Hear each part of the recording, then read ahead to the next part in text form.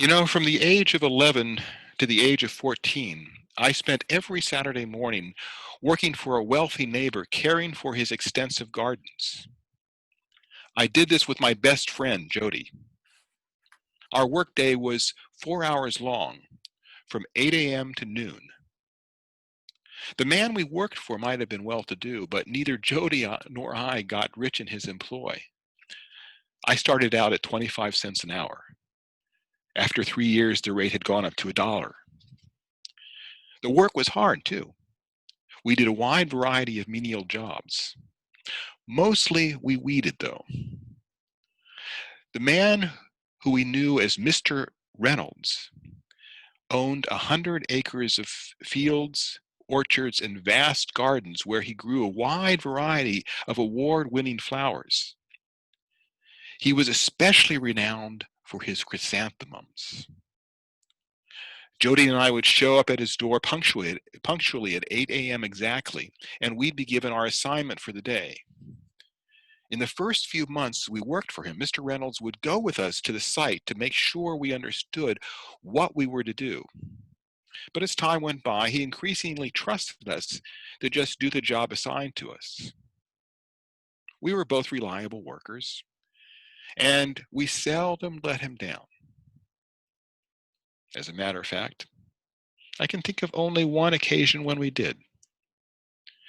And then we didn't let him down on purpose. It just sort of happened. Although, to be honest, we made it much, much worse. What happened was this. Jody and I had been sent that morning to weed a large plot of baby chrysanthemums. They had been planted a couple of weeks earlier, and the ground had not been weeded since. So the weeds now entirely covered the ground, completely hiding the tiny chrysanthemums. The chrysanthemums in question were a variety that Mr. Reynolds had cultivated himself, and he hoped that they would win him many awards. At their full height, each plant would eventually be over 4 feet high and rich with exotic blossoms. But at this point, they were little more than seedlings, spindly little shoots, no more than 6 inches tall. They showed no hint of their future glory, completely overwhelmed by the weeds around them. To make matters worse, many of the weeds appeared almost identical to the infant chrysanthemums in a way that left Jody and I just shaking our heads. "Look at this," I said, pointing to the massive look-alike weeds surrounding and obscuring the precious seedlings. "You can't tell them apart." "What a joke," Jody said with a laugh. "I wouldn't want to guess how much work Mr. Reynolds put into cultivating this special variety of flower and how much it will be worth. And here it is, indistinguishable from a common weed.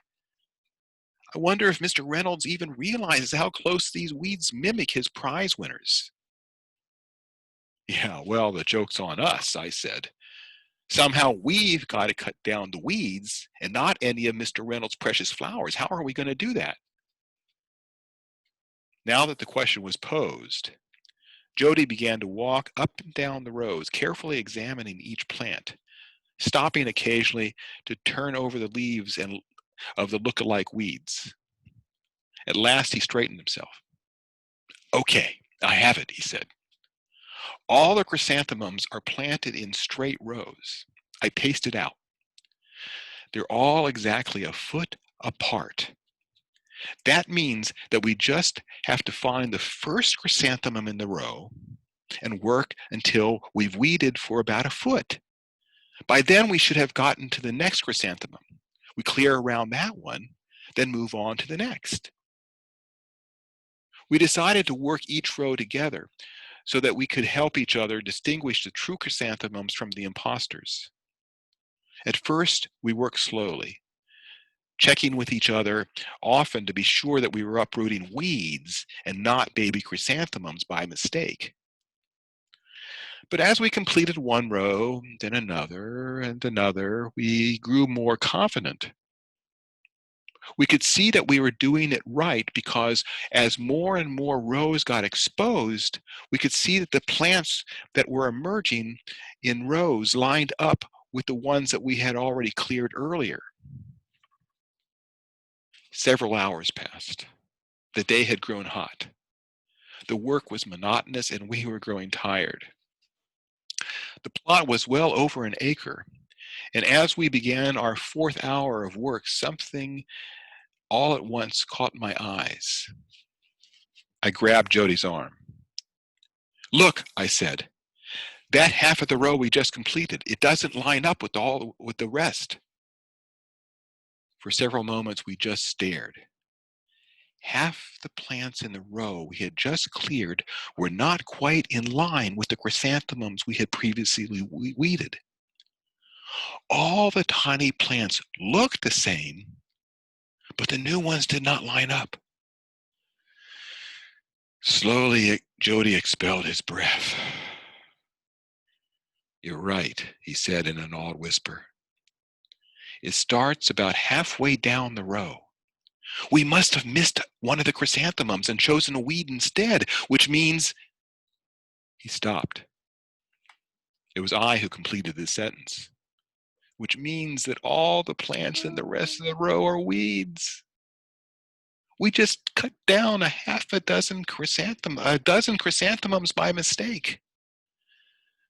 "Oh boy, are we in for it," Jody said in the same whisper as before.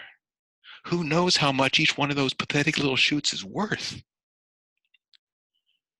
We're going to have to work forever to pay them off," I muttered miserably.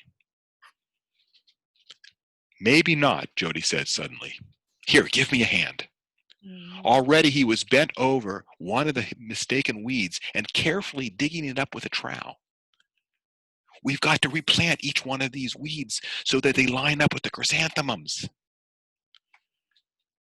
"You're kidding," I said. "Mr. Reynolds will know." "No, he won't," Jody said. "Trust me. No one can tell these plants apart. Really, just look at them. The chrysanthemums and the weeds are identical." I was skeptical, but Jody seemed so confident that after a moment of hesitation, I threw myself into the work too. At 12 o'clock exactly, Mr. Reynolds came to view the job. By then, the whole garden was cleared. Row after row of nothing but tiny chrysanthemums, not a weed in sight, or so we hoped it appeared.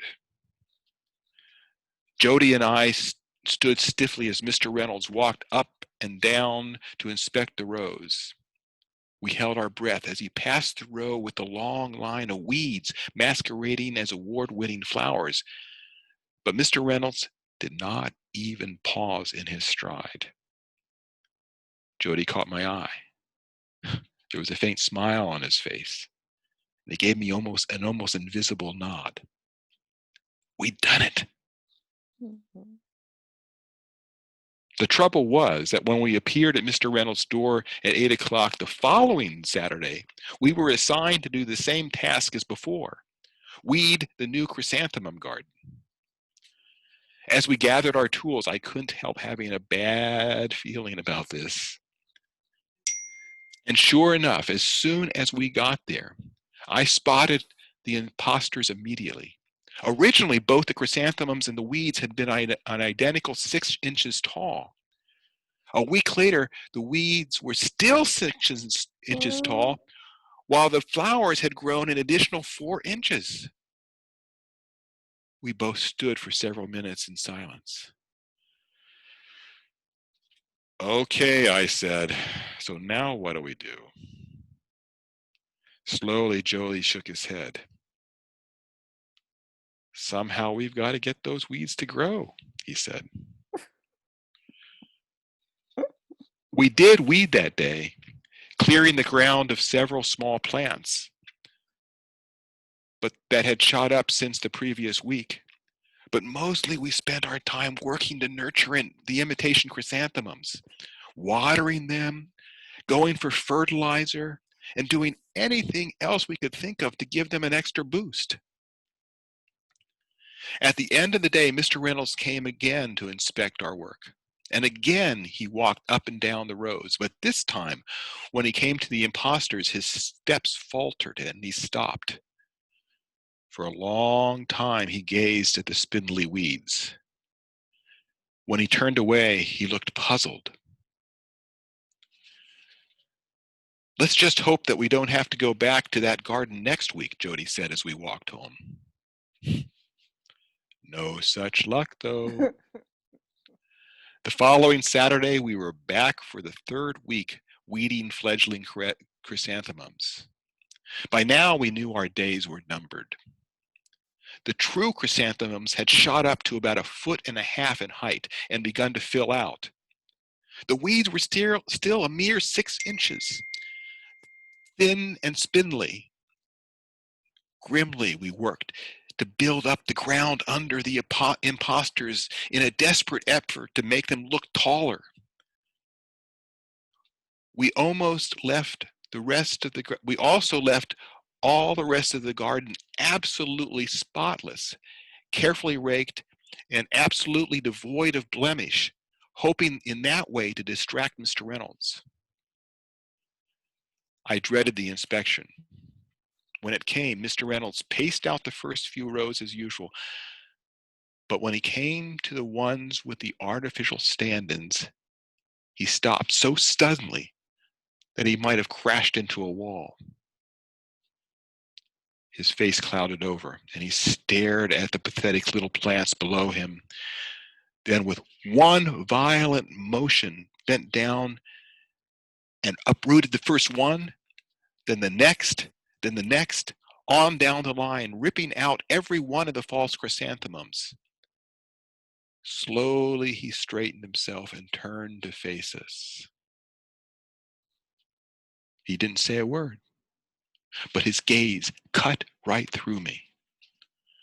I felt myself shrivel like a raisin in the sun. It wasn't that he looked angry. In fact, his face seemed to have no expression at all. And yet his eyes said more than any words ever could. Then he turned away and left us. He never did say anything. And somehow that seemed so much worse.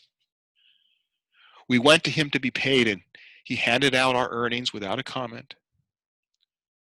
All I can say is that from then on, we worked very hard to try to win back his trust. We had learned that a weed might be able to masquerade for a time as something else, but in the end, it would be exposed. Time would reveal it for what it was. This is the point of Jesus' parable of the sower. At times, we may grow impatient with a world where evil and good are so intertwined, and worse, where evil so often masquerades as good. But in the end, each will be exposed for what it is. You and I may be fooled for a time, but God never is. And it's in God's hands, not ours. That means that we must simply live with the situation, promoting good as best we can, but leaving the judgment to God.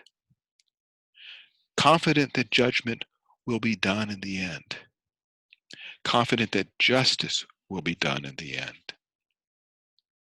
Our job is simply to be as honest and as truthful and as trustworthy as we are able, and leave those who are not to God. We can only be responsible for our own actions, not those of others. And yet we are responsible for our own actions. I learned that the hard way. That's what I saw in Mr. Reynolds' eyes. Amen.